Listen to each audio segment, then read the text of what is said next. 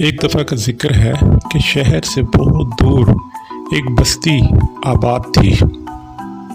उस बस्ती में अचानक सैलाब आ गया। वो सैलाब अपने साथ सब कुछ बहा कर ले गया। इसी गांव में एक सोनार और किसान भी रहा करते थे। वो दोनों आपस में बहुत गहरे दोस्त थे।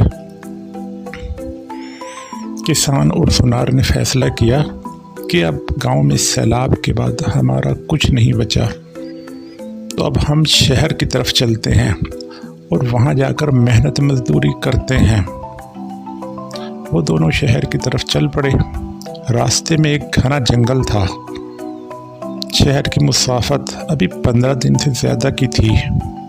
ये दोनों पैदल थे और इनके पास कोई सवारी न थी। उन दोनों ने ज़रूरत का सामान साथ लिया और शहर की तरफ चल पड़े। चलते चलते आखिर सामान जो उन्होंने अपने खाने पीने के लिए रखा था वो भी ख़त्म हो गया।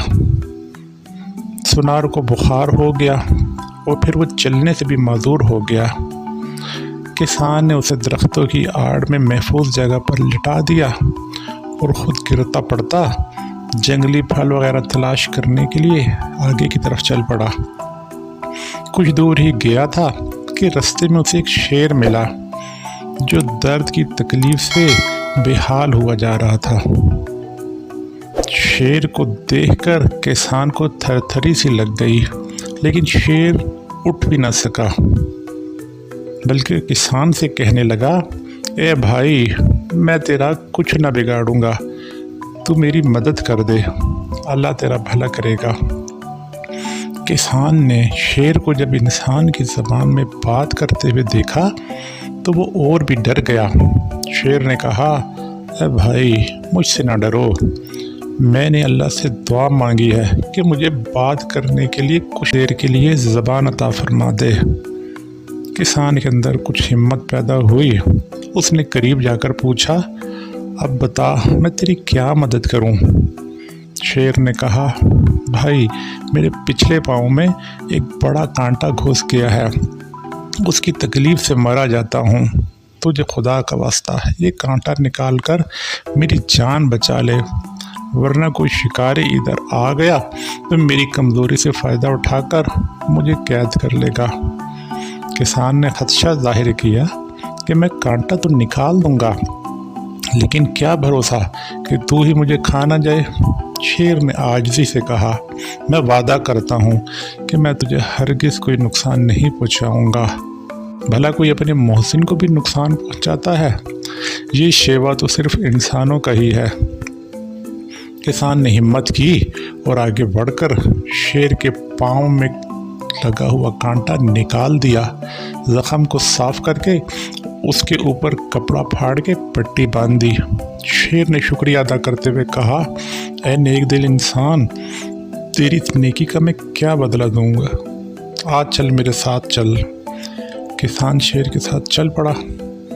किसान ने शेर से कहा, ऐ शेर, मेरा एक और साथी कुछ दूर जंगल में बीमार पड़ा हुआ है और कमज़ोरी की वजह से वो चल भी नहीं सकता। पहले मुझे कुछ खाने के लिए जंगली फल वगैरह का दरख्त बता दे तो तेरी मेहरबानी होगी। शेर ने कहा, ऐ नेक दिल इंसान, तेरा दोस्त भी मेरा ही दोस्त है। सुन, अभी कुछ दिन पहले ही 2 शिकारी इस जंगल में शिकार करने के लिए आए थे। मैंने और मेरी शेरनी ने मौका पाकर उन दोनों पर हमला किया और उन्हें हलाक कर दिया था। उनके साथ खाने पीने का सामान भी मौजूद था, वो अब भी महफूज है। आप पहले उधर चल और वो सामान उठाकर ले जा, और फिर मैं तुझे एक ऐसी नायाब बूटी का पौधा दिखाऊंगा कि चाहे कैसा भी कोई बीमार हो, उसकी पत्तियां पीस कर मरीज़ को पिला दें तो इंशाअल्लाह 1-2 दिन में बिल्कुल तंदुरुस्त और तवाना हो जाएगा। हम जानवर भी बीमार होते हैं तो अक्सर यही बूटी तलाश करके खा लेते हैं। फिर शेर ने एक दरख्त के नीचे खाने पीने के सामान के करीब उसे ले जाकर कहा, ऐ नेक दिल इंसान, ये सामान उठा ले। किसान खाने पीने का सामान कपड़े में बांधकर कंधे पर उठा के शेर के साथ ही चलने लगा। कुछ दूर जाकर شیر نے چھوٹے چھوٹے پودوں کی طرف اشارہ کر کے اس سے کہا، یہ ہے وہ پودا جو ہر بیماری میں اللہ کے حکم سے شفا دیتا ہے۔ اس کسان نے جلدی جلدی کچھ پودے توڑ کر اپنے سامان میں رکھ لیے۔ شیر نے اسے مشورہ دیا کہ یہ بوٹی تم اپنے دوست کو کسی پتھر سے کچل کر پانی سے کھلا دینا، انشاءاللہ کچھ ہی دیر میں وہ تندرست ہو جائے گا۔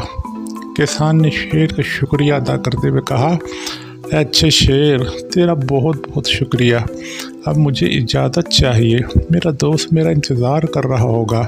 شیر نے کہا، اے بھائی کچھ دیر رکو، میں تمہاری کچھ اور خدمت کرنا چاہتا ہوں۔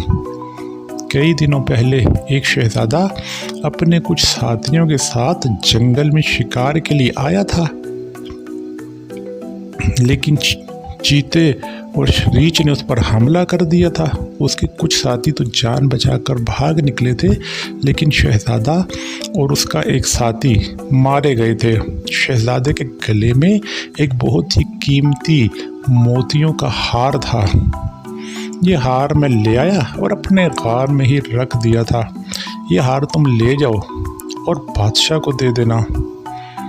کسان شیر سے رخصت ہو کر اپنے ٹھکانے پر آیا، سونار کو اٹھا کر اسے بوٹی کچل کر پلائی۔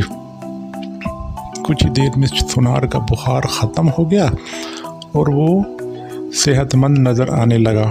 کسان نے جب اسے تمام حالات بتائے اور اس شہزادے کا قیمتی ہار بھی دکھایا تو سونار کے دل میں لالچ پیدا ہو گیا اور وہ سوچنے لگا کہ کس طرح یہ زیورات چرا لیے جائیں۔ کھانے پینے کا ذخیرہ مل ہی چکا تھا، لہذا وہ دونوں پھر شہر کی جانب چل پڑے۔ سونار کے دل میں لالچ تھا، راستے میں جیسے ہی اسے موقع ملا وہ جواہرات چرا کے وہاں سے بھاگ نکلا۔ وہ اپنے گھر کی طرف پہنچ گیا۔ دوسری طرف ملکہ شہزادے کی جدائی سے نڈھال ہو کر موت اور زندگی کی کشمکش میں مبتلا تھی۔ بادشاہ نے اعلان کر رکھا تھا کہ جو کوئی ملکہ کا علاج کر کے اسے تندرست کر دے گا اسے آدھی سلطنت انعام میں دے دی جائے گی۔ ملکہ روز بروز موت کی طرف جا رہی تھی۔ بڑے بڑے مشہور طبیب آ چکے تھے، لیکن کسی سے بھی شفا نہ ملی تھی۔ کسان بادشاہ کے محل پہنچا اور اس نے سپاہیوں سے اپنے آنے کا مقصد بیان کیا۔ سپاہی اسے لے کر بادشاہ کے پاس پہنچ گئے۔ بادشاہ نے اس کسان کو اوپر سے نیچے تک دیکھتے ہوئے کہا، اے شخص، یہاں کئی ملکوں کے معالج آ چکے ہیں، تم تو طبیب بھی نہیں لگتے، کہو تم پھر کیسے ملکہ کا علاج کرو گے؟ ہم تو پہلے ہی شہزادے کی جدائی کے غم میں مبتلا ہیں۔ کسان نے کہا، اللہ آپ کو اور ملکہ کو سلامت رکھے۔ بادشاہ سلامت، مایوس مت ہوئیے، آپ مجھے ملکہ عالیہ کے پاس لے جائیے، انشاءاللہ پہلی ہی خوراک سے ملکہ عالیہ تندرست ہونے لگیں گی۔ بادشاہ نے حیرت سے کہا، اچھا یہ بات ہے تو چلو میرے ساتھ۔ بادشاہ ملکے کے پاس کسان کو لے کر پہنچ گیا۔ کسان نے جیب سے بوٹی نکال کر اسے پانی میں حل کر کے جیسے ہی ملکوں کو پلایا، ملکے کے ہاتھ اور پاؤں میں جنبش شروع ہو گئی اور اس نے آنکھیں کھول دیں۔ دوسرے دن وہ بات چیت کرنے کے قابل ہو گئی۔ تمام کنیزیں اور خادمائیں اور بادشاہ تک یہ دیکھ کر حیران رہ گئے تھے۔ شام تک وہ ملکہ جسمانی طور پر مکمل تندرست ہو چکی تھی۔ بادشاہ نے غریب اور نادار عوام کے لیے اپنے خزانوں کے منہ کھول دیے۔ کسان کو بھی آدھی سلطنت دینے کا اعلان کر دیا گیا۔ کسان نے بادشاہ سے کہا، آلے جا، شہزادہ شکار کے دوران مارا گیا تھا۔ پھر اس نے شروع سے لے کر آخر تک تمام حالات اور واقعات کا بادشاہ سے ذکر کیا اور سونار کی بے ایمانی اور دھوکے بازی کا بھی بتایا۔ اس نے کہا کہ وہی سونار شہزادے کا قیمتی ہار بھی چرا کے فرار ہو گیا ہے۔ بادشاہ کو سونار کی دھوکے بازی پر سخت غصہ آیا۔ اس نے فوراً سپاہیوں کا ایک دستہ روانہ کیا اور سونار کی گرفتاری کا حکم دیا اور گاؤں والوں کے لیے امدادی سامان اور مدد کے لیے اپنے کارندے بھی اس علاقے میں روانہ کر دیے۔ سونار کو اس کے گھر سے گرفتار کر کے قید کر دیا گیا اور کچھ عرصے بعد کسان کی ایمانداری کو دیکھتے ہوئے کسان کو بادشاہ نے اپنی سلطنت کا وارث قرار دے دیا۔ جب بادشاہ اپنی قدرتی موت سے مر گیا تو لوگوں نے کسان کو بادشاہ بنا دیا۔